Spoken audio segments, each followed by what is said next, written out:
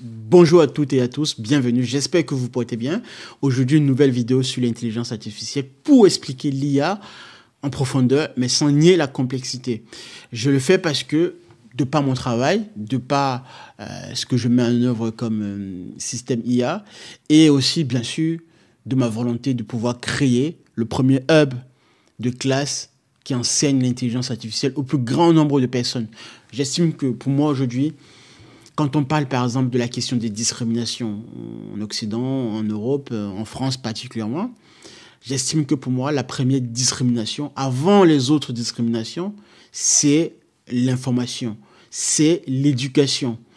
On peut débattre là-dessus, il n'y a pas de souci, mais pour moi, je pense que fondamentalement, ce qui fonde réellement l'inégalité sociale, les inégalités sociales, les conflits par la suite de vision dans la société, particulièrement aujourd'hui, tout ce qui pourrait être apparenté à la question de la discrimination de manière générale, de manière globale, en tête, en premier, pour moi, je mettrais la discrimination à l'éducation, l'accès à la connaissance. Et particulièrement, quand on parle aujourd'hui de la question de l'intelligence artificielle, je suis effaré de voir que l'éducation nationale ne met pas en œuvre les mesures nécessaires pour pouvoir enseigner l'IA au plus grand nombre de personnes, déjà aux plus jeunes, mais également aux adultes qui en ont besoin de comprendre ce que c'est. Pendant que le reste du monde entier, les BRICS, le Sud global comme on le dit, est en train de rattraper leur retard sur l'accès à la connaissance, déjà même avant l'IA, mais d'autant plus aujourd'hui avec les grands modèles de langage, quel que soit le pays dans lequel vous vous situez, aujourd'hui, vous pouvez avoir accès à toutes les connaissances qui étaient auparavant réservées à une certaine forme d'élite, à une certaine forme d'université, d'institution. Et en France particulièrement, quand j'observe la situation, de par mon passé également en classe préparatoire scientifique, en MPSI, en PSI, Maths Sup et Maths P, déjà qu'à l'époque, ça remonte à plus de 10 ans, hein, déjà qu'à l'époque, les classes prépa fermaient de plus en plus parce que l'éducation nationale n'accompagne pas les écoles, les établissements, et ne met pas en œuvre les bonnes politiques pour pouvoir stimuler l'étude des disciplines des sciences dures. Et aujourd'hui, avec l'intelligence artificielle, c'est encore plus pire, c'est encore plus criant, parce que quand j'étais en école d'ingénieur, je faisais du soutien scolaire et je remarquais que de plus en plus, le niveau était très très bas en mathématiques et en physique également. De toute façon, tout ce qui était sciences dures, le niveau en France, vous voyez aujourd'hui, hein, vous avez les statistiques. La France fait partie des pays les plus faibles en matière scientifique, alors que c'est un peu un paradoxe, parce que la France... on a connu des grands mathématiciens, des Blaise Pascal, bon bref, je ne vais pas tous les citer. D'accord? Et donc aujourd'hui, la question de l'IA, je ne comprends pas pourquoi les politiques, me direz-vous, ne voient pas ce problème-là. Je ne vous compte même pas le fait que les élèves ne savent plus lire et écrire, arrivent en terminale ou passent le brevet sans comprendre, analyser un texte. Vous rajoutez à ça ChatGPT, les IA en cours, les élèves ne vont plus être capables de faire leurs devoirs convenablement. Toujours est-il que l'IA est nécessaire, mais c'est simplement la manière dont on a accès, dont on présente la chose qui est problématique. Et aujourd'hui, je vais m'attaquer à une notion très clé sur l'IA qui va vous permettre de comprendre ce que c'est que l'IA, de démystifier un peu tout cela.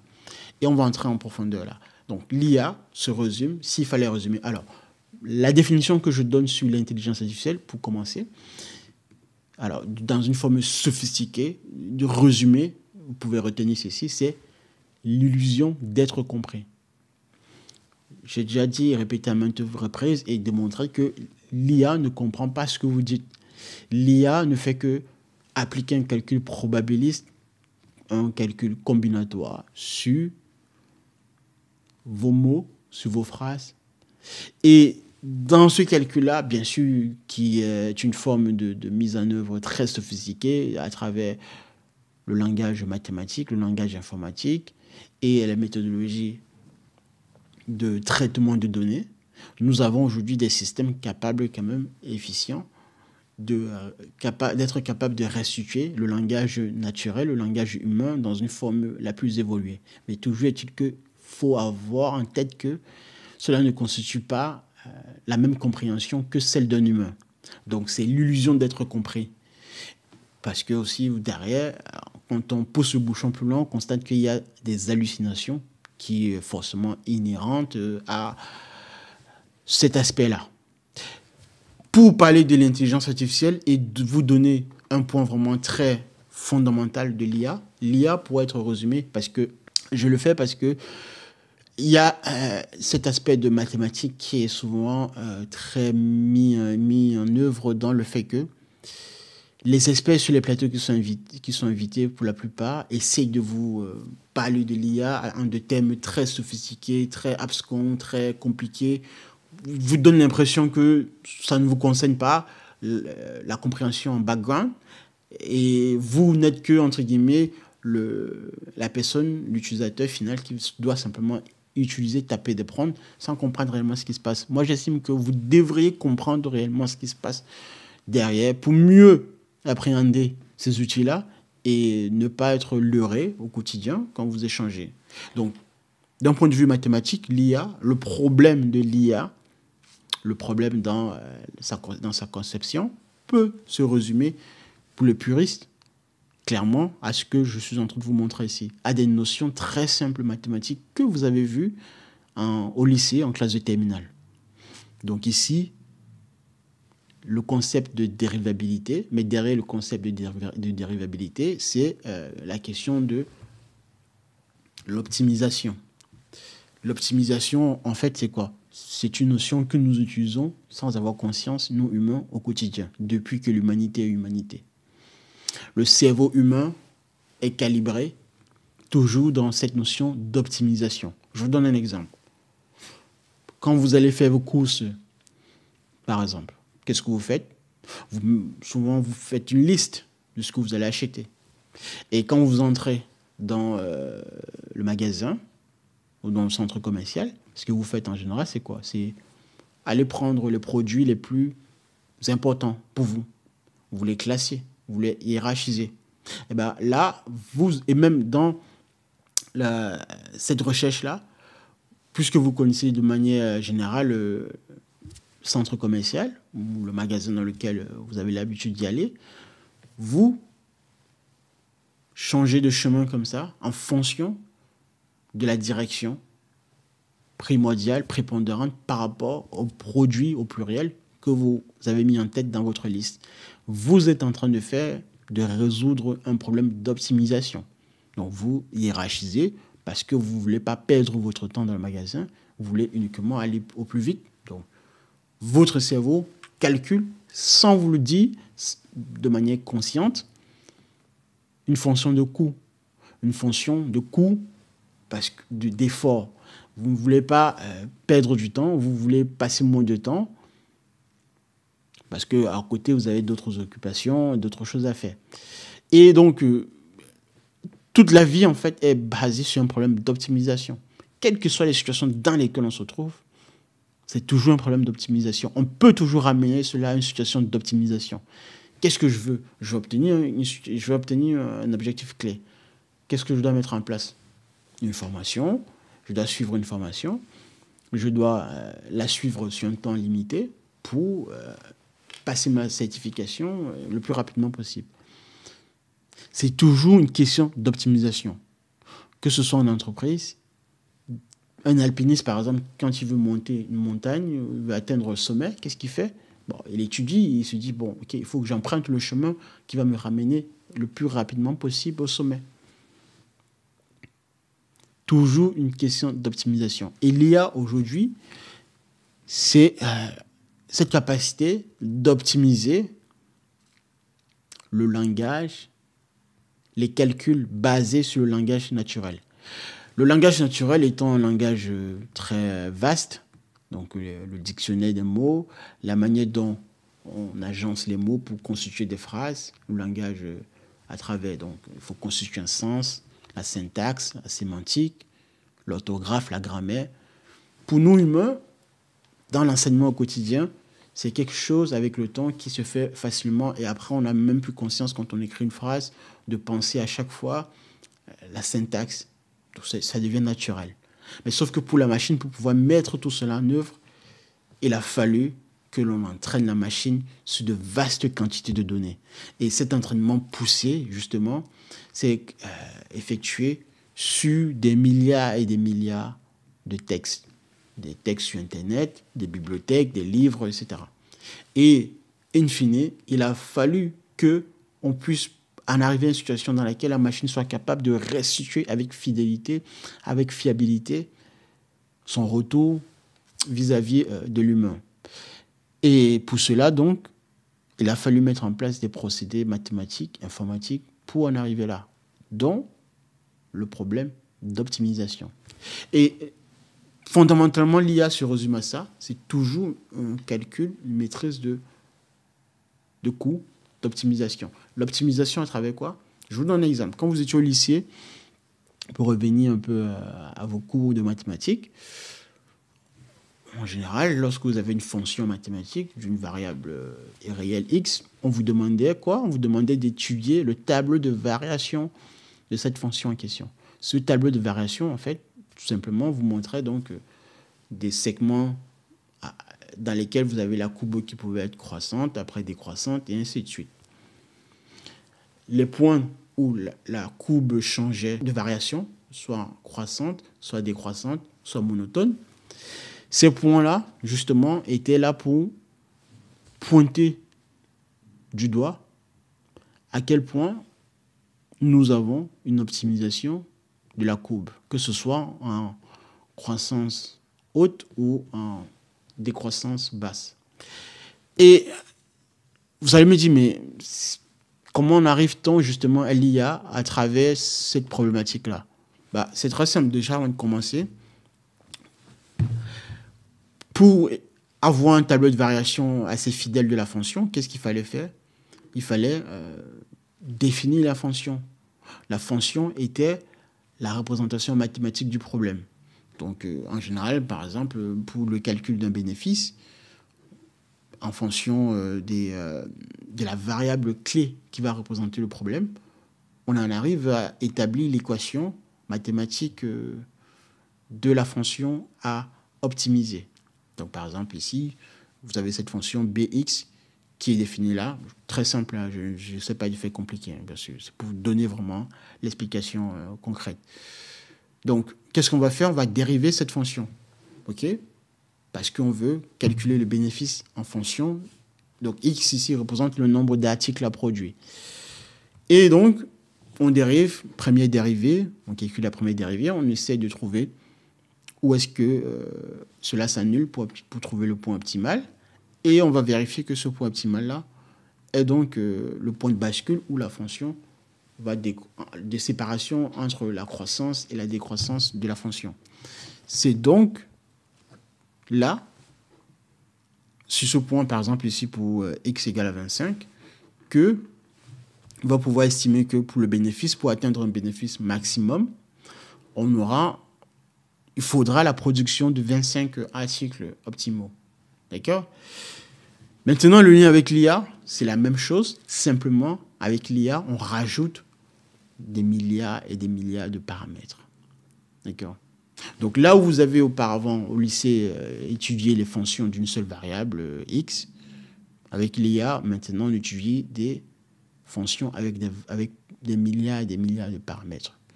Mais puisque maintenant, le fait à la main, c'est très très compliqué, enfin impossible, il faut donc utiliser le langage informatique, des algorithmes capables de calculer rapidement des dérivés sur ces fonctions-là de ce type, ayant des milliards et des milliards de paramètres.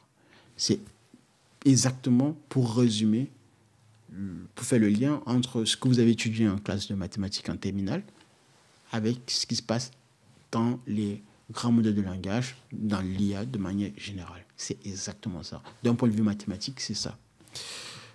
On peut vous raconter tout ce qui est à côté d'autres éléments, bien sûr, mais ça n'empêche que ce que je suis en train de vous dire là, c'est d'un point de vue académique, d'un point de vue pédagogique et d'un point de vue factuel, c'est un problème d'optimisation sur des milliards et des milliards de paramètres. Les paramètres ici sont les paramètres du réseau. Le réseau qui constitue la couche, donc les couches de neurones de l'intelligence artificielle. Combien de couches déjà on va mettre pour avoir notre réseau stable et fiable. Et dans ces couches-là, combien avons-nous de neurones artificiels inclus. Et donc, c'est exactement ce qui se passe. Quand vous avez par exemple la reconnaissance des images, l'IA va étudier, prendre en compte tous les pixels, un maximum possible, dans sa capacité de traitement informatique, bien sûr, aussi parce qu'il y a une question de capacité que le matériel informatique, les GPU, les CPU sont capables, surtout les GPU de plus en plus, bien sûr, sont capables de traiter. Mais dans tous les cas, un maximum de pixels que l'IA va mettre en considération dans ses fonctions de calcul, d'optimisation. Donc, traiter ces informations à travers des couches réseau de neurones, et, in fine, donner un score de fiabilité. C'est exactement, une fois de plus, un problème d'optimisation. Parce que lorsqu'on fournit à la machine plusieurs images variées de formes d'un élément clé, vous prenez par exemple une voiture, globalement, les caractéristiques qui reviennent, c'est 4 roues, 2 rétroviseurs, des vitres, des emplacements, etc. Mais il y aura peut-être des différences de couleur, des différences peut-être de longueur, etc. L'IA va détecter tous ces éléments-là et les considérer comme étant des paramètres importants à mettre en équation, à mettre dans une fonction dans laquelle ces paramètres-là vont être injectés dans toute la couche de réseau de neurones. Et à partir de là, on va donc calculer une fonction mathématique. Alors, fondamentalement, dans la pratique, pour pouvoir mieux comprendre l'optimisation des algorithmes autour de l'intelligence artificielle, il y a particulièrement la descente du gradient. Alors, la descente du gradient, pour l'expliquer simplement, vous pensez à une vallée, à un alpiniste, par exemple, qui va descendre une vallée. Le but ici, c'est de trouver le minimum global de la vallée. L'endroit le plus bas de la vallée. Voilà. Donc l'alpiniste qui va descendre, par exemple, va se situer à un certain point donné. On va lui demander de descendre la vallée. Il va choisir de toute façon une direction donnée. Sauf que quand il va commencer à descendre, il va arriver à un point plus bas de là où il était. Mais la question à se poser, c'est de savoir, est-ce que ce point-là, c'est le point le plus bas de toute la vallée? Voilà. Et la vallée étant très grande, donc il faut trouver ce minimum le plus bas. Et la descente du gradient, justement, à travers le problème d'optimisation, permet, étant donné l'ensemble des milliards de paramètres à traiter, de trouver dans une forme plus rapide et plus astucieuse cette pente la plus basse, ce minimum global. Vous pouvez avoir des minima locaux, voilà, une fonction qui va, dans ce minimum-là, faire en sorte que la fonction sera optimisée. Voilà donc ce qu'on appelle en intelligence artificielle la descente du gradient. C'est très fondamental parce que dans les applications concrètes, que ce soit les voitures autonomes, les recherches en ligne à travers Google, ChatGPT aujourd'hui, toutes ces applications-là utilisent cet algorithme, ont été mises en place par le fait que nous avons utilisé l'algorithme de descente du gradient. Donc, apprenez le langage de l'intelligence artificielle, apprendre l'IA, se former à l'IA, c'est forcément, d'un point de vue mathématique, résoudre ce problème d'optimisation. Et si vous souhaitez aller plus loin dans l'IA, forcément, vous allez arriver à cette problématique-là. Donc, pour résumer, ce que vous avez étudié en terminale n'est ni plus ni moins que la continuation, dans une forme un peu plus sophistiquée, plus élaborée, des calculs effectués dans l'intelligence artificielle. Le calcul, savoir calculer une dérivée, savoir trouver le maximum ou le minimum de cette dérivée en question pour attester de l'optimisation de la fonction. Tout le reste après n'est que compétences informatiques et un tout petit peu mathématiques plus élevées. Pour celles, je le dis parce que c'est pour celles et ceux qui voudraient aller plus loin dans la mise en place des systèmes d'intelligence artificielle, comme c'est le cas pour moi, qui voudraient réellement se former à l'IA, si vous souhaitez demain travailler dans des startups ou des entreprises qui vont vous demander de mettre en place des algorithmes de machine learning sur des données assez vastes et variées. Donc, le calcul de gradient, à partir du moment où on a plusieurs variables sur lesquelles on doit dériver, on se situe à ce niveau-là pour calculer, pour avoir l'optimisation d'une fonction. Je vais m'arrêter là, mais déjà, likez, abonnez-vous et partagez encore une fois de plus. Et mettez en commentaire si cela vous a aidé à mieux comprendre ce qui se passait derrière d'un point de vue mathématique sur l'intelligence artificielle. Et comme je le dis, je le répète, tout ce qui se passe n'est que l'application concrète des éléments simples vus au lycée.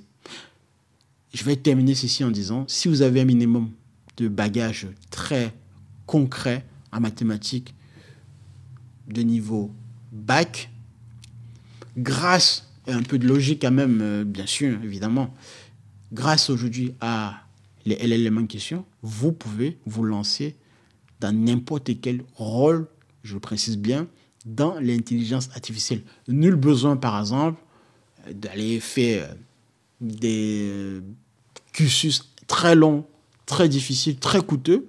Simplement, une fois de plus, voilà la discipline, bien évidemment. Mais si vous êtes discipliné et que vous avez un minimum requis en mathématiques, là, je parle vraiment pour celles et ceux qui voudraient s'aventurer dans un aspect engineering, où vous allez être responsable dans des organisations pour mettre sur pied des IA, des algorithmes de machine learning, des LLM, faire communiquer plusieurs systèmes entre eux avec l'IA, vous devriez avoir ce minimum de compréhension que je viens de vous donner. Et en plus de ça, vous pouvez vous servir avec votre logique des IA en question pour poser d'autres questions. Mais c'est très essentiel et structurant. Je vais m'arrêter là et je vous dis merci de m'avoir suivi. On se retrouve la prochaine pour une nouvelle vidéo de compréhension autour de la question de l'intelligence artificielle. Merci les amis et au revoir.